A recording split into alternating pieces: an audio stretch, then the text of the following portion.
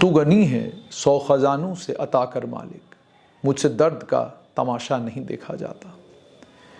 छोटे छोटे बच्चे ट्रैफिक लाइट्स के ऊपर, जो ही ट्रैफिक लाइट रेड हो जाती है, लाल हो जाती है, तो फ़ौरन छोटे छोटे बच्चे मेरे और आपकी गाड़ी की खिड़की के पास आते हैं और नॉक करते हैं और मुझसे और आपसे मांगते हैं।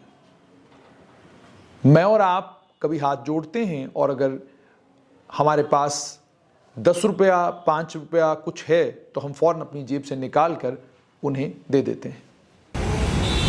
आप यहाँ क्या कर रहे हो बहु प्लाजा में? मांग रहे हैं। क्यों? क्या करें, मांगते हैं। रहते कहाँ हो आप? स्टेशन। कहाँ पे? स्टेशन। स्टेशन पे रहते हो? मम्मी पापा कहाँ हैं आपके? पापा नहीं, मम्मी है। अच्छा, आपको कितना टाइम हो गया यहीं पर बहु प्लाजा में ऐसे ही घूमते हुए? हाँ? कितना टाइम हो गया इधर ही?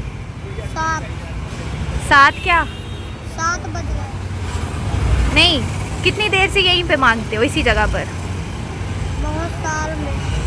अच्छा, ऐसे रहने वाले कहाँ के हो? ऊपी। हाँ? ऊपी। अच्छा, मुझे बताओ, आपको पढ़ाई करने का शौक नहीं है? हाँ।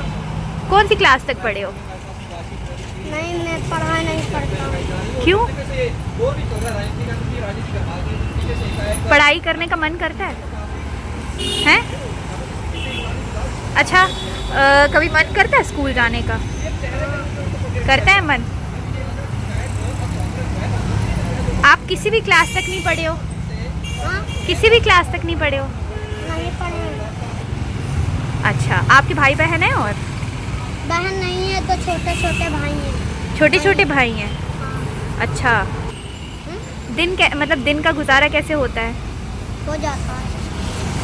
ऐसे ही जगह जगह जाते हो? अच्छा, और कहाँ कहाँ मांगते हो? हाँ? और कहाँ कहाँ जाते हो बहु प्लाजा को छोड़ के? बस अड्डा अच्छा। और नरवाल अच्छा, और बेमोल। Wave mall. ये तस्वीर और ज़्यादा दर्दनाक तब होती है जब आपको सिग्नल के ऊपर एक औरत मिलती है जिसने बुर्का पहना हुआ है, आपको एक औरत मिलती है जिसकी टांग ठीक नहीं है, जो चल फिर नहीं सकती ठीक तरीके से, आपको एक औरत मिलती है जो आपकी खिड़की के दरवाजे के ऊपर आकर कहती है कि अगर आप मुझे पैसा नहीं दे सकते हो तो खाने की ही कोई चीज़ मुझे आप दे दो। तो आपके पास अगर कोई खाने की चीज़ होती है तो आप देते हैं, लेकिन अक्सर मैं और आप अपना शीशा नीचे नहीं करते, इनसे बात नहीं करते और इनके दर्द और इनके तकलीफ को समझने की कोशिश नहीं करते। मैं और आप में ज्यादातर लोग तो वो हैं जो ये मानते हैं कि एक माफिया का हिस्सा हैं, इन्हें जानबूझकर यहां पर खड़ा किया गया है, और कुछ लोग शाम के वक्त जब ये घर जाते हैं इनसे ये सारा पैसा ले लेते हैं और उसके बाद इस पैसे को अलग अलग कामों के लिए इस्तेमाल करते हैं।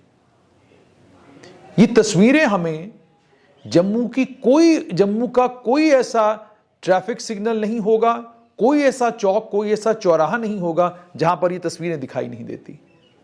उसके बाद वो औरतें भी दिखाई देती हैं जिनकी गोद में बच्चे हैं, और बड़ी बार मैंने ये तस्वीर जब आप तक पहुंचाई तो गुजारिश ये की कि जनाब, जो तमाशा रोज हमको देखने को मिलता है कि हम गरीबों कमजोरों की मदद करते हैं, हम बेकसों की मदद करते हैं, हम लोगों का दर्द बांटने का काम करते हैं, तो लोग इन तमाम लोगों की मदद क्यों नहीं करते? इन बच्चों को स्कूल क्यों नहीं लेके जाते? इन बच्चों के सर पर छत क्यों नहीं? ये बच्चे क्यों मजबूर हैं कि ये ट्रैफिक लाइट जहां पर भी है वहां सिग्नल के ऊपर खड़े रहकर ये बच्चे भीख क्यों मांगते हैं? इसकी वजह क्या है? मैं मानता हूं कानूनन क्या बात करूं मैं, बल्कि अदालत का फैसला आया था एक बार जिसमें यह कहा गया था कि अगर कोई भीख मांग रहा है तो कोई गलत बात नहीं है। मैंने किसी के भीख मांगने को गलत या सही नहीं कह रहा हूं, मगर मैं ये कह रहा हूं कि जो लोग मजहबों के ठेकेदार हैं, चाहे वो मुसलमान हैं, हिंदू हैं या किसी और मजहब से ताल्लुक रखते हैं, हम अपने यहां पैसा जमा करते हैं, हम कहते हैं ये पैसा जमा करके हम इससे ये नेक काम करेंगे, ये नेक काम करेंगे, ये नेक काम करेंगे, क्या ये ट्रैफिक सिग्नल के ऊपर या जम्मू शहर की सड़कों में, चौकों में, चौराहों में ये औरतें, ये बच्चे आपको नजर नहीं आते? क्या आपकी नजरों से ये नहीं गुजरते? क्या आपका दिल नहीं पसीजता? और तब आपका मजहब, आपका धर्म कहां चला जाता है? आपका दिल क्यों नहीं करता कि इन बच्चों को इन जगहों से उठाकर स्कूलों में पहुंचाया जाए ताकि ये पढ़ाई कर सकें? और अगर वाकई ये किसी माफिया ग्रोह का हिस्सा हैं तो पुलिस इनके खिलाफ कार्रवाई क्यों नहीं करती? और अगर वाकई समाज में बहुत सारी स्कीमें हैं जिन स्कीमों में ये कवर्ड हैं, तो फिर उन स्कीमों का इन्हें फायदा क्यों नहीं होता? ये बच्चे भीख क्यों मांगते हैं? और अगर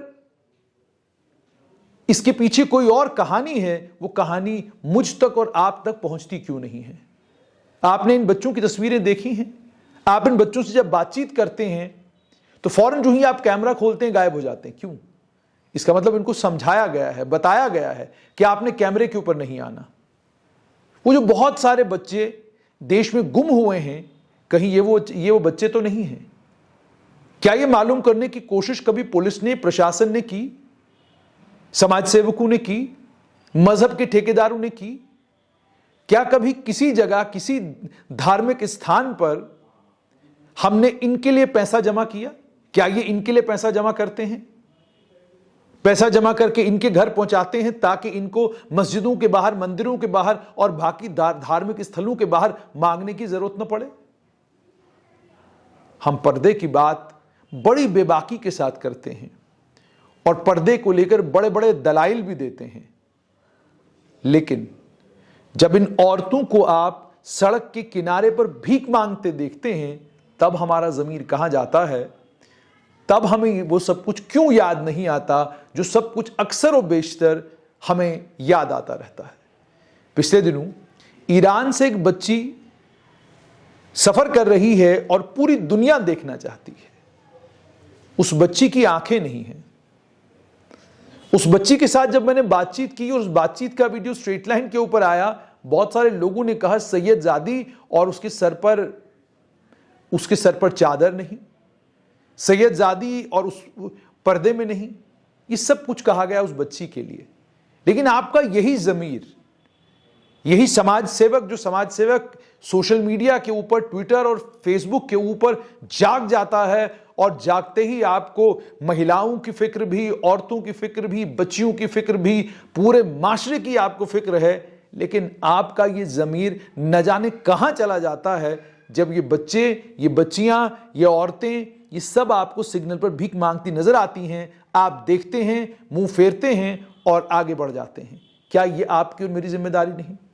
एक सहाफ़ी के तौर पर मेरी जिम्मेदारी थी ये कहानी आप तक पहुंचाना। मैंने आप तक पहुंचाई। अब आपके ज़मीर पर है कि आप करना क्या चाहते हैं। आप अगर समाज सेवा के नाम पर सोशल मीडिया के ऊपर वायरल होना चाहते हैं तो आप हो जाइए, कोई आपको रोकेगा नहीं।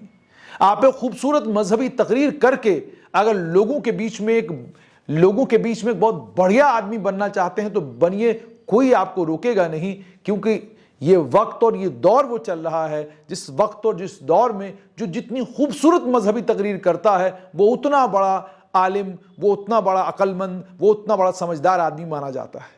इस दौर में ये सब कुछ बहुत ज्यादा हो रहा है, चाहे वो सिर्फ सोशल मीडिया के लिए हो, लेकिन हो रहा है।